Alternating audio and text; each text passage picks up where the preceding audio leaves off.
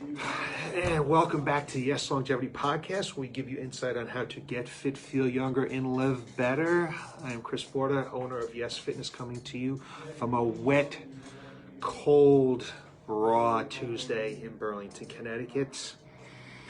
I want to thank you for taking the time to listen to what I have to say today. I always appreciate it. Hopefully I give you some information that is useful for you. I think today's information is some really good stuff, stuff that kind of makes sense, but we got to keep scientists, with something to do. So we spend a lot of money on studies on things that just really make common sense.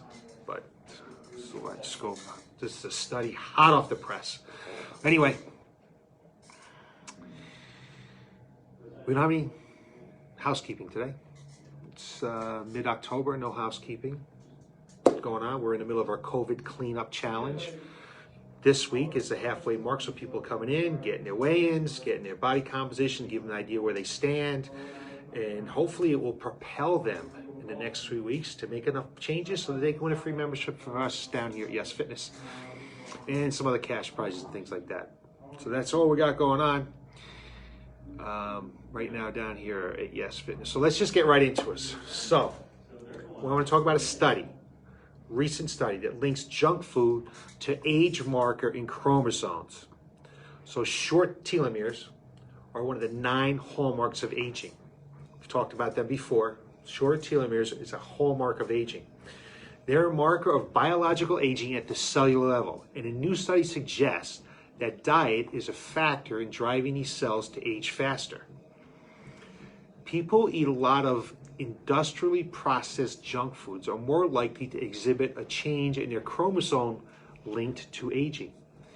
This is according to a recent research that was presented just literally on Tuesday, excuse me, so it's hot off the press, at an online medical conference. Everything's online now, right? We can't go to anything, so everything is online. So at our most recent online conference. So first, what I thought I would do is what is industrially processed junk food or ultra processed food, because there is a little bit of difference between processed food and ultra processed food. So when it comes to the grocery store, right, excuse me, the aisle of processed food is like almost skip this area, don't go down this aisle, the chip aisle, stay away from this. This is the worst part of the American diet. And since we've all heard about how bad junk food is for our bodies and for our waistlines, we've heard about it for so many years, that's not what I want to talk about today. However, you may have been hearing this term. It's talked around in nutrition areas now, news, as the ultra-processed foods. And this is a category of foods is making headlines as recent research connects it to major risk factors, major health risk factors. So what is the difference between regular processed foods and ultra processed foods? Well, by definition, a processed food is simply one that's been altered from its original form. So if it's been altered from its original form, it's considered being processed. And the International Food Information Council defines processing as any deliberate change in food that occurs before it is ready to eat. So pasteurizing it, canning it, drying it, or heating it are all considered forms of processing. Some definitions even include refrigeration in the mix. So unless you're plucking an apple off a tree or drinking milk right from the cow, the vast majority of food that we eat are technically processed. But basic preparation and preservation techniques should not, and certainly don't turn wholesome foods like whole grains or vegetables, frozen vegetables, into junk food, or we'd be able to eat anything, right? Just because something has gone through a process doesn't mean it is unhealthy to eat. So maybe it's time for us to rethink about our mentality about processed foods and direct more attention to what's called the so-called ultra-processed foods. Because research reveals it's specifically ultra-processed foods that can cause health problems, including an increased risk for obesity and cancer. But the parameters around ultra-processed foods are less clear than those around processed foods in general. So what exactly this term refers to depends upon who you ask. So it's not really defined out there yet. The idea of ultra-processed foods was first introduced by a Brazilian nutrition researcher in 2016 in a study that linked foods with cancer. This research broke processed foods into a classification system known as NOVA, N-O-V-A. And at one end of NOVA spectrum are unprocessed or minimally processed foods, like fresh fruits, vegetables, and eggs, and kind of foods that you would see in like a clean eating program. And then the other end of the ultra-processed foods is defined as industrial formulations, something that has 5 or more ingredients in it. And since 2016 study, different foods on the effects of ultra-processed have been differentiated, different definitions. And it doesn't seem to be any single clear accepted set of criteria here. So from what I've seen in my research, I would say that there's no consensus of the definition of processed or ultra-processed foods. In essence, pinning down the exact nature of processed foods is still a work in progress.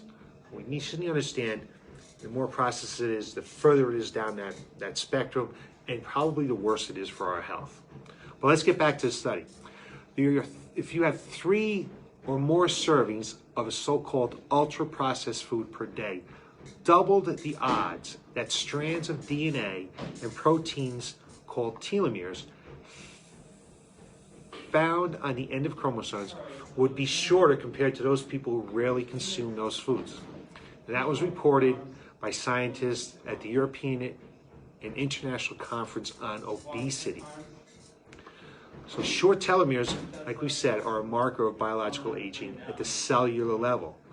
And this study suggests that diet is a factor in driving the cells to age faster. So just to remember what a telomere is, okay? A telomere sits on the end of our chromosomes, or on the end of our DNA, protects them, okay?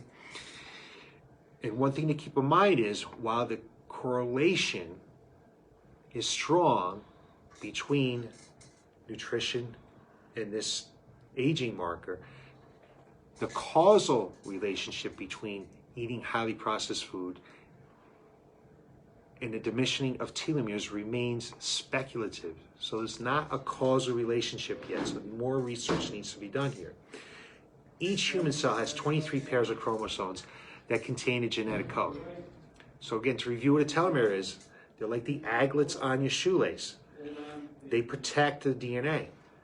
And as they get shorter, the DNA is more likely to die. So telomeres don't carry genetic information, and they are vital for preserving the stability and the integrity of chromosomes.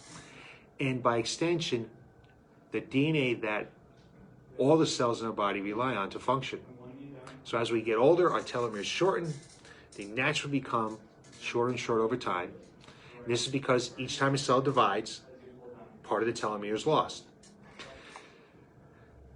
That reduction in length has long been recognized as a marker for biological aging. So scientists wanted to explore a suspected connection between the regular consumption of highly junk foods and the shrinking of the telomeres. Now, earlier studies have pointed to a possible link with sugar-sweetened drinks, processed meats, and other foods loaded with saturated fats and sugars, but the findings have been inconclusive. Ultra-processed foods are industrially manufactured substances composed of some mixes of oils, fats, sugars, starch, and proteins that contain little, if any, whole or natural foods. They often include artificial colorings, emulsifiers, preservatives, and other additives that increase the shelf life, but also increase profit margins. So this also means that these foods are nutritionally poor compared to less processed alternatives. So early studies have shown strong correlations between ultra-processed foods and hypertension, obesity, depression, type 2 diabetes, and some forms of cancer. These conditions are often age-related insofar as they are linked to oxidative stress and inflammation known as known to influence the telomere length. It's like scientists took a look at health data of nearly 900 people over age 55 or older, who provided their DNA samples back in 2008. And they provided detailed data about their eating habits every 2 years thereafter. The 645 men and the 245 women were equally divided into 4 groups depending on their consumption of ultra-processed foods. Those in the high intake group were more likely to have a family history of cardiovascular disease, diabetes, and abnormal fats. That also consumed less foods associated with Mediterranean diets, which had fiber, olive oils, fruits, vegetables, and nuts. So when we compared the groups who ate fewer ultra-processed foods, the other 3 showed an increased likelihood of 29, 40, and 42% relative of the shorter telomeres. The worse the diet, the shorter those telomeres were. These findings were published early this year in a peer-reviewed American Journal of Clinical Nutrition. So if we take a look at this, scientists show a robust, strong association between ultra-processed food consumption, and telomere length. But in reality, further research and longer longitudinal studies with baseline and repeated measures of telomere length is needed to confirm these observations. So it's not causal yet. So certainly, we all pretty much know that eating all this junk food and all this processed food is just not good for our health. It's not good for cancer, it's not good for diabetes, it's not good for our waistlines, cardiovascular disease, all these things. But now we're starting to show some real possible causal effects on the shortening of the telomeres, one of the hallmarks of aging, and our ability to live longer, happier lives. So, this study is very interesting. It's one that you would say, oh, it kind of makes sense. But it really gives us more concrete information on things that we can do to help live a longer, healthier life. So there you have it. I hope this was informational for you. And you can look for more insight on how to get fit, feeling longer, and live better than next Tuesday. Thanks for watching. I appreciate it. And have yourself a great evening.